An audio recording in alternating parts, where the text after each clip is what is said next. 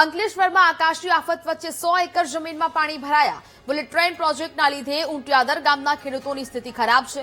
તુવેર અને શાકભાજીના પાકને મોટું નુકસાન થયાનો ખેડૂતોનો દાવો છે। અનેક વખત રજૂઆત છતાં પાણીના નિકાલ માટે પાણીની લાઈન ન નાખ્યાનો આરોપ છે। પાણી ભરાતા થયેલા પાક નુકસાનની ભરપાઈ કરવા ઉંટિયાદરના ખેડૂતો માંગ કરી રહ્યા છે। બુલેટ ટ્રેનના પ્રોજેક્ટથી હાલાકી સર્જાઈ રહી છે।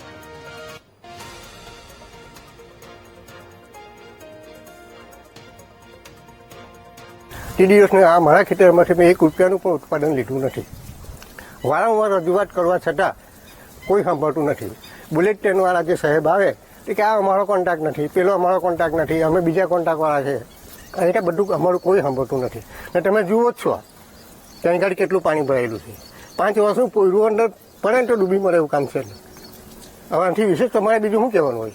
અમારી જમીન બુલેટ ટ્રેન પ્રોજેક્ટમાં સંપાદન થયેલ છે અને છેલ્લા 3 વર્ષથી અમારી એક જ રજૂઆત છે કે અહીંયા વરસાદી પાણીનો નિકાલ છે ને ત્યાં તમે પાઇપ નાખો, પણ એમના થકી કોઈ પગલું ભરવામાં આવ્યું નથી ને છેલ્લા 3 વર્ષથી આ જ રીતે આ જ પરિસ્થિતિ સર્જાઈ છે ને દર વર્ષે અમારે પાકમાં નુકસાન થાય છે।